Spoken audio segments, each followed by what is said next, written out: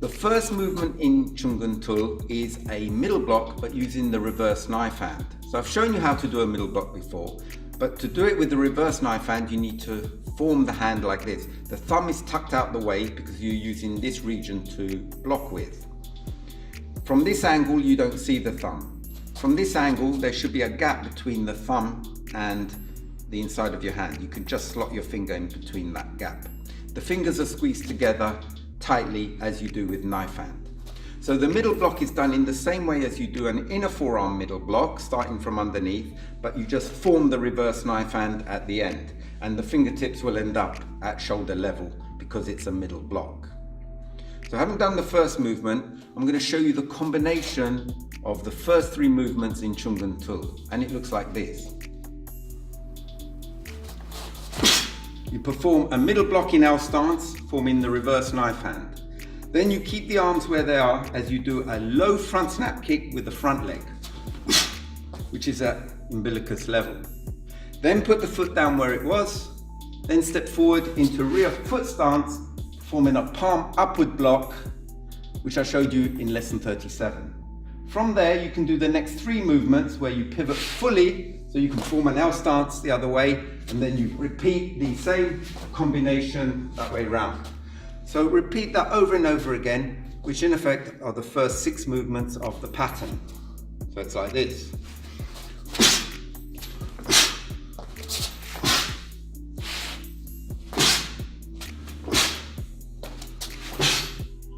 So do that over and over again.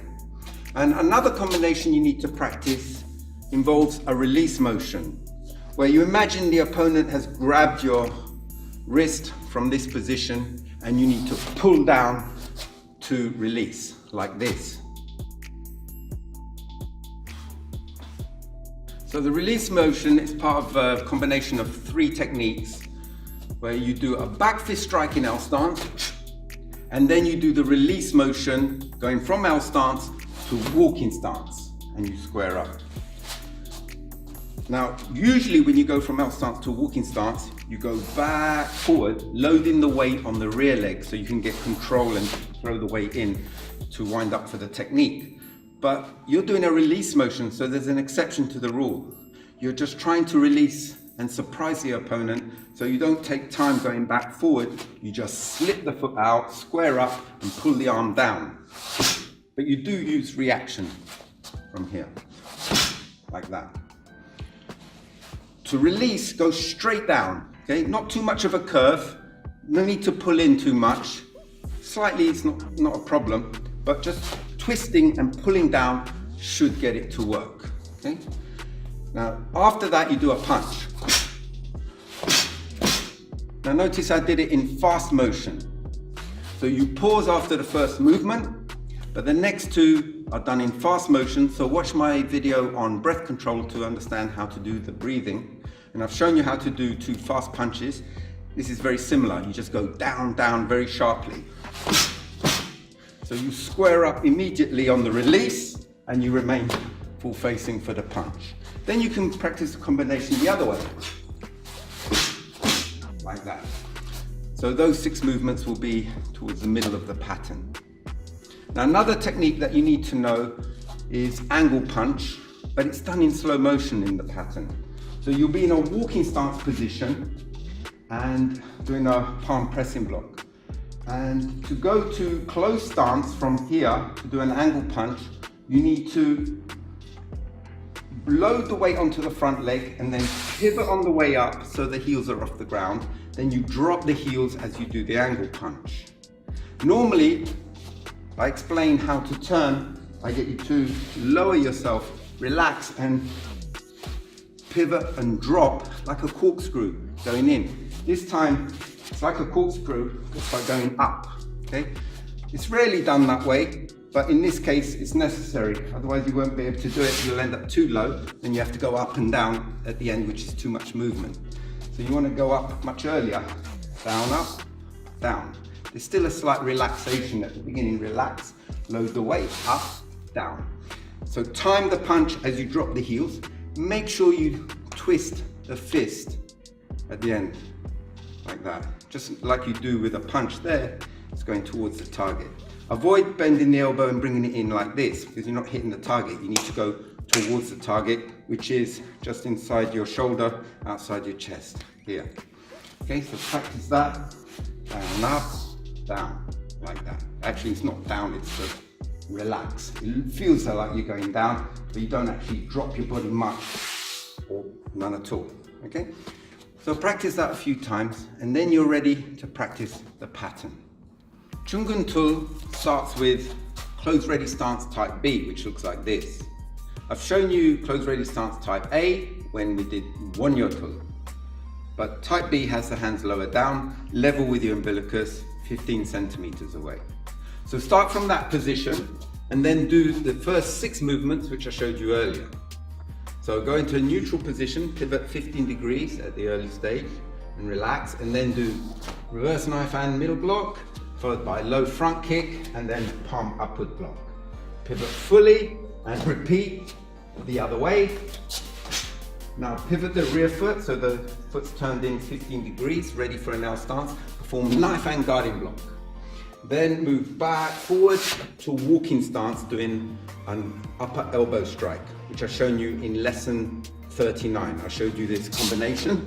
Do another combination like this, the other way. Now step forward into walking stance. Do twin fist high vertical punch, which I showed you in lesson 41. And then relax the arms. They'll drop a little bit, and then make a circle and do twin fist upset punch, which I showed you in lesson 40. But very often I see people from here making a very big circle, and it's a bit awkward.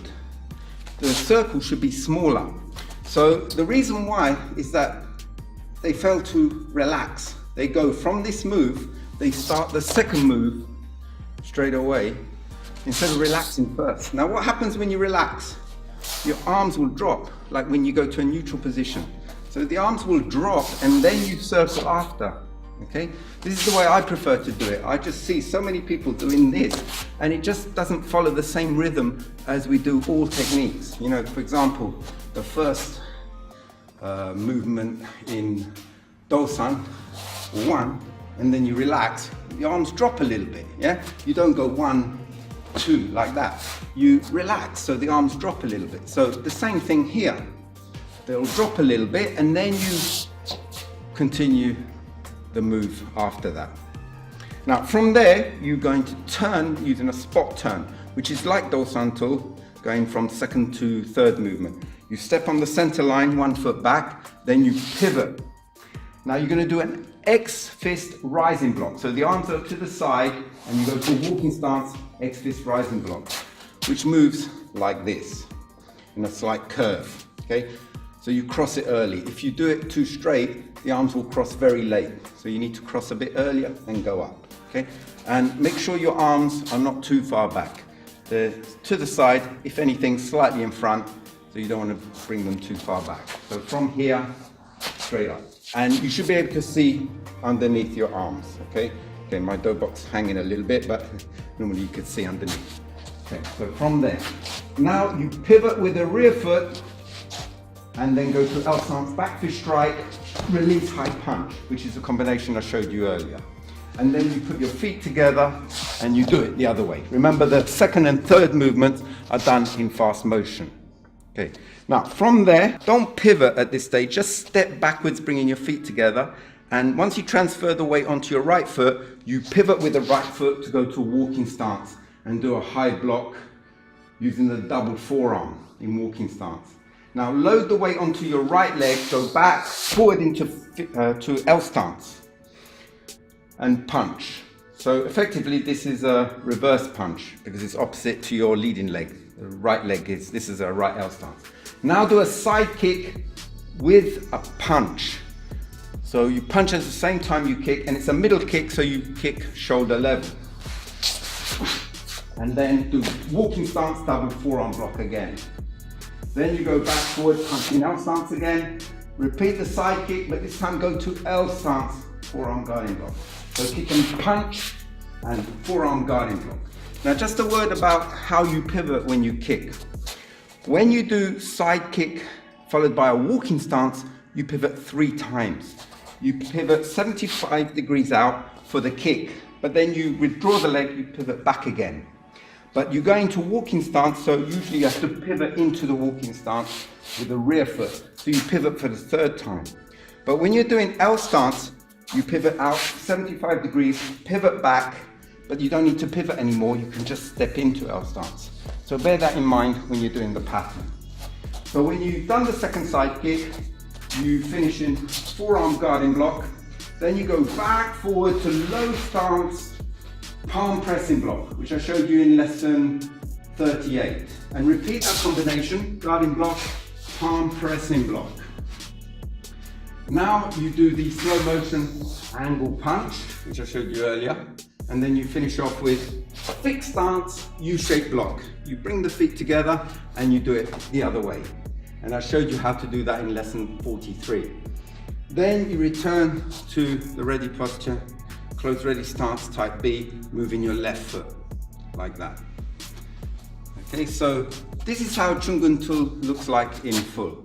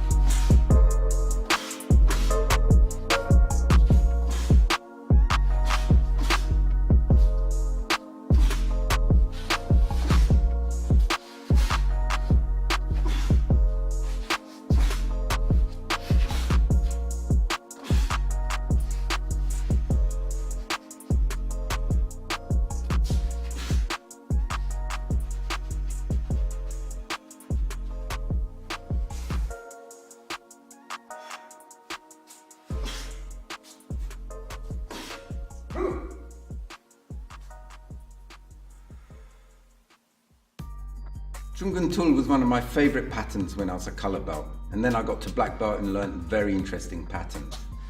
But I still like Joong to this day. In fact, I like all patterns. I practice them from Chonji all the way through to Tongil Tul. And I recommend that you, as a practitioner, still practice the initial pattern, Chonji, Dangun, Dosan, all the way up to your own break.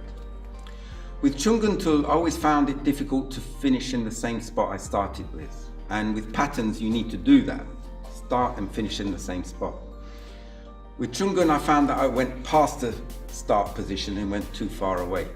So you need to adjust your stances. When you're going out doing the initial part of the pattern, don't make your stances too long. Coming back, no, don't make them too short, I should say.